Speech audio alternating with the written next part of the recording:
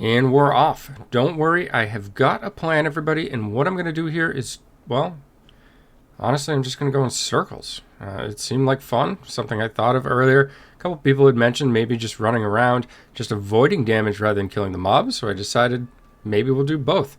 I'm actually just going to run until there's probably about 20 seconds left, and this is the first time I'm trying this, so I don't really know the timing or how to have it perfectly timed, but the idea here is I'm going to try to spawn as many of these monsters on the side of my opponent as possible and catch them off guard. Basically, swarm them all at once, hope that they might get nicked by some damage after they've used the potion, and perhaps turn a win here.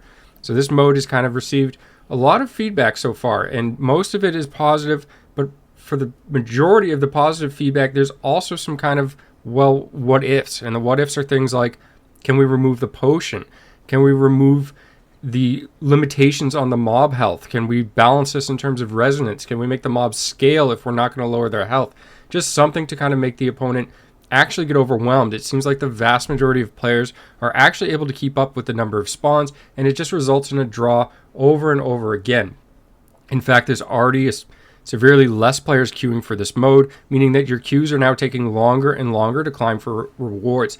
Now, I do get jailed there, and I used teleport to break free. I had swapped my teleport into this build yesterday, and that was just for mobility, to move from side to side to clear things out faster. But now I'm seeing that teleport is actually really useful for this strategy, just to avoid some possible incoming damage if need be, but also to break this jailer, because I'm going to get more and more elites.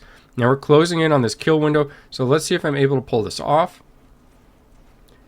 And right about now, here we go. So I'm going to try to clear everything out.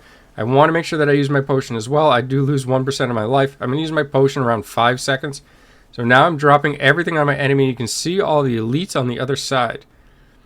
I'm going to pop my potion, get myself topped off. And let's see. So far, my opponent is managing to stay undamaged. And there they go. They suffer some health loss. So I actually pull out a victory doing this strat. And I imagine that probably caught them off guard. I can't believe what I'm seeing. This is actually the same opponent as the previous match, and they are now copying the tactics. So both of us are actually running in circles. It looks like we're going to do this for the duration of the match.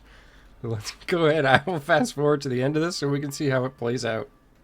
All right, I have survived the first ambush. My opponent killed them a little bit early. Like I said, the timing is kind of difficult to gauge at first. They did take a tick there, but they got healed up. And it looks like it is a draw, despite how many mobs were still over on the other side. Well played. Alright, the next plan here is to actually kill all of the mobs. Now, my opponent is still the same opponent, which has been pretty frequent for a lot of players. So they're still utilizing the circle tactic method. And what I'm trying to do is spawn an elite with hopefully Jailer or Waller. And then ideally my opponent doesn't have teleport on, in which case they'll be able to suffer damage, have to use a health pot or early, or potentially even at the end of the match if I get them to health pot, I may get another win that way.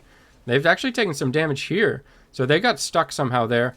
And I don't know how, but they definitely took damage. They've used a health pot. Their health is ticking up. So will they recover all the way? Not quite. Oh, actually, looks like they did get... Well, I'm not sure what happened there. They went to full health and then dropped immediately down. Regardless, I'm able to pull off a victory there. There you have it. There are the legendary battles I had with Barcode. It's super fun. We exchanged some words afterwards saying things like good game, well played, and so forth. It seems like we both had fun doing this. So mix things up. My biggest complaint about the event personally is actually that there's going to be less people queuing as players hit Legends when you get these rewards that they're kind of after. And then the queues are just going to become longer and longer. So I hope that something is done to alleviate this, perhaps even condense the rewards in some means, but we'll see what happens. I don't expect any change while it's out right now. I'm just kind of speaking in terms of things that I would like to see in the future for this. But overall, the event has been super fun.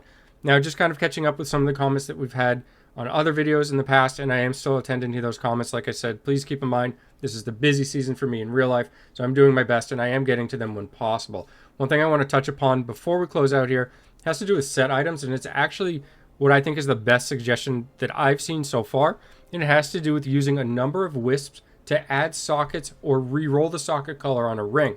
That means if you have a ring, say, with a red socket that you don't want, you could use a number of these wisps, re-roll that to, say, a yellow or a blue socket, as well as if you had a pair of gloves that only had 2 sockets here, you could add a 3rd socket. Now for gloves, belt, boots, and even neck, these sockets would still be the original colors. I don't think it makes sense to kind of introduce new potential sockets for those slots. But for the ring, since you typically have the ability to get any of the 3 available colors, it would make sense to kind of have that feature there. That's really what I would like to see. This would reduce a lot of the farming, and you'd be able to get pieces that were adequate, continue to farm dungeons, get more wisps, and then kind of re-roll these. So that would be really great. As always, thanks for taking the time to watch, and have a great day.